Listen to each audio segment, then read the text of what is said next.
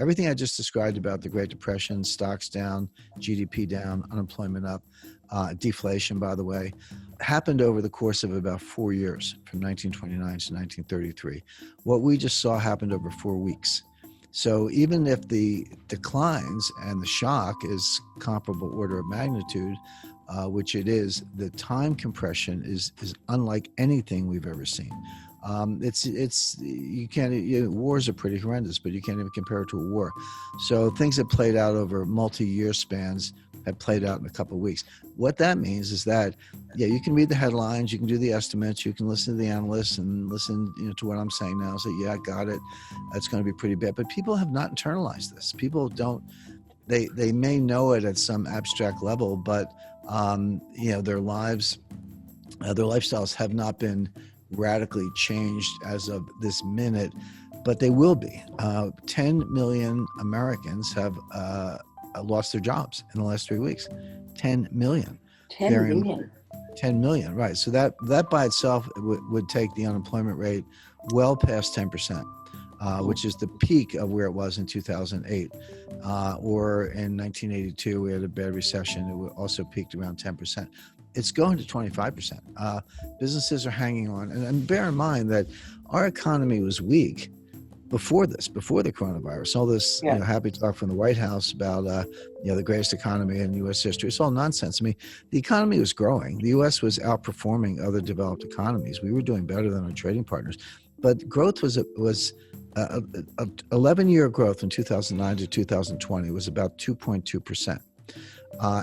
And the annual figures clustered around that. We had no 3% years. We had no recession years after June 2009. It was very much around 2.2%. It was the same under Trump as Obama. The economy looked about the same. Trump didn't mess it up, but he didn't, double the growth rate of Obama. Those economies looked about the same, which tells you that there were forces at play that had nothing to do with the public policy or personality of the president. It had to do with demographics, debt, technology, other forces, if you will, high debt to GDP ratios that were actually more powerful than a specific public policy. So we were weak going into this. The Fed, until the end of 2018, had been raising rates. The Fed, over the course of 2018, had been burning money. Everyone, they used to run into people, they'd say, I'm sick of the Fed printing money. I say, sorry, they stopped printing money in 2014. They were burning money. They were reducing the money supply from 4.5 trillion to about 3.8 trillion on their balance sheet between late 2017 and mid 2019. So the Fed was in a double tightening mode, raising rates and reducing the money supply. Now, of course, that's all out the window. Rates are back to zero. Where the balance sheet today, the Fed's balance sheet today, is $5 trillion. That's higher than it was at the peak of QE3, which was around $4.5 trillion.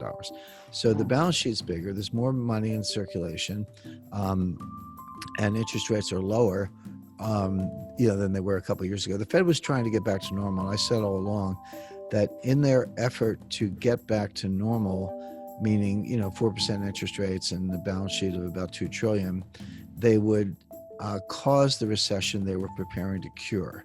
In other words, why were they trying to normalize the balance sheet and interest rates? Well, they wanted to get ready for the next recession. They didn't see this coming. I mean, practically no one did, but they knew it would come eventually, and they were preparing for it. But I said they would fail. They would not achieve their goals before they encountered a crisis of some kind, which would force them to retreat. And that is exactly what happened beginning at the end of 2018. Powell first said, okay, I'm done raising rates. And everyone said, well, that's good. And then he said, well, now I'm actually going to cut rates. And I said, well, that's good.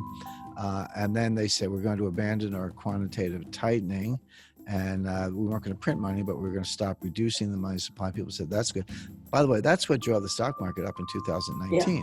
The Fed kept giving the market candy until along comes coronavirus. So we had weak growth. The stock market was overvalued. We were uniquely unprepared for what has happened. So the idea that a strong economy took a beating is false. A weak economy took a beating, worse than the Great Depression, and now we have to go forward from here. So so the idea that the stock market is nowhere near a low, Negative interest rates are on the horizon. This depression, I don't call it a recession. It's not a recession. It's a depression, which is far worse. Let's see how long it lasts and what the damage is. But that's what we're in. And that has, people kind of, you can say it, you can read it, but people haven't lived it. The expression you hear right now is pent-up demand. Well, okay, we're all staying home. No one's going out to a restaurant or whatever. But once the doors are open and the virus is contained, we're all going to be running out, and that pent-up demand. So no, this is a timing difference. Second quarter will be worse. Third quarter, maybe fourth quarter will come roaring back, and you'll get your V-shaped recession. That's nonsense. It reminds me of 2009, 2010. I remember, you were around, I was around. We heard the expression, at least in the U.S., green shoots. Everyone was, commenting, here come the green shoots. Look at the green shoots. That was nonsense. They were brown weeds. They weren't green shoots. In other words, we got 2.2% growth for 10 years or 11 years, but the average recovery since 1980 is 3.2%. We got 2.2%. So, and if you think 1 percentage point doesn't sound like a lot, it is. Take 1 percentage point times a $20 trillion economy compounded over 10 years yields $4 trillion in lost wealth. That's how much wealth we left on the table by not being able to get back to the old trend. We did grow, but it was depressed growth, and which is one definition of a depression. Now, the problem now is that where's this so-called pent-up demand? So my wife and I usually go out for dinner on a Friday night, which we do. We did not go out last Friday. We're not going out this Friday. May not go out for a while, but let's just say that by August, things are back to normal and we decide to go out for dinner. We're not going to order 10 dinners.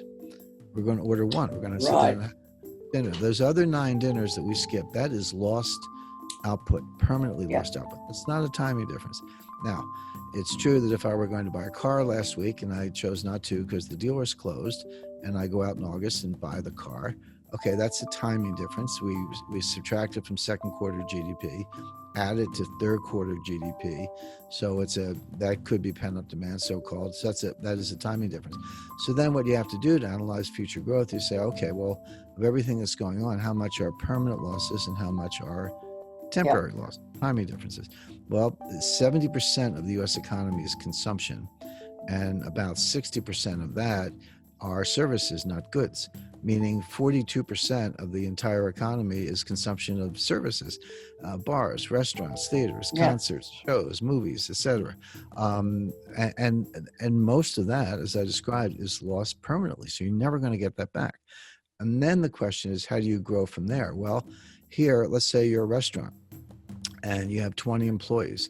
Now your doors are shut. You've terminated all 20 of your employees. They're applying for unemployment, so they're getting some check from the government, but you've closed your business.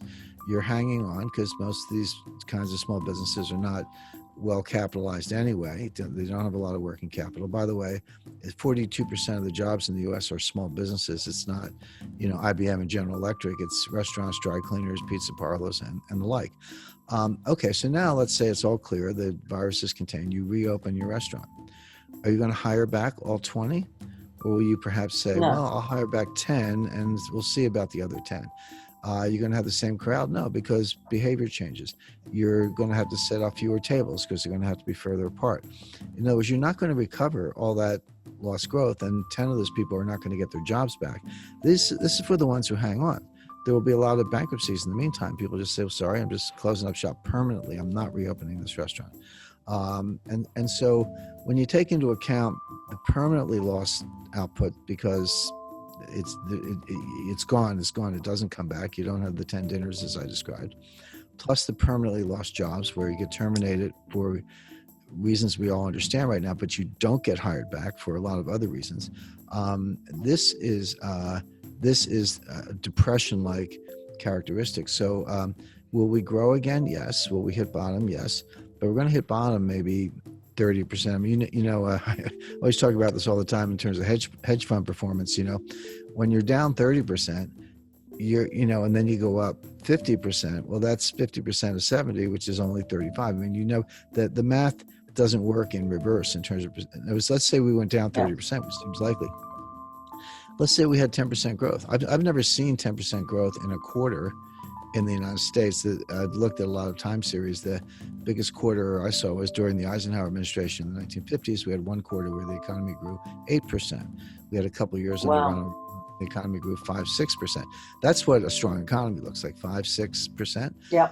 Well, let's say we go down 30%, and it could be worse, but let's say 30. So now we're at 70. Okay, 70% of the former GDP, and we grow 10%, which is off the charts. Well, that's 7. Now you're at 77. Guess what? You're still 23 percentage points below the prior level of GDP. You grow 10% again. Well, add 7.7 more. Now you're up to 84. And you're still 16% below the prior GDP. This could go on, will go on for quarter after quarter. That's if you get the kind of growth I just mentioned, which is unlikely for the reasons I talked about earlier. So it doesn't mean we don't hit bottom. It doesn't mean we never grow. What it means is that we don't get back to those levels for years. Okay, so given that we're that dire prediction, as you said, this is not something that's going to go away, and people are talking up the fact that it will go away. What should people do? Reduce your exposure to equities. I'm not saying go to zero, but stock markets have not hit bottom. Number one, build up a store of cash. People turn up their nose at cash. You go, well, it has no yield. Well, it doesn't go down 30% either, or 50%.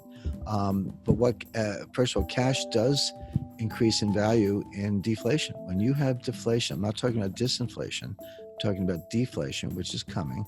The value of cash actually goes up. Your dollar buys more if prices go down. So your cash is actually more valuable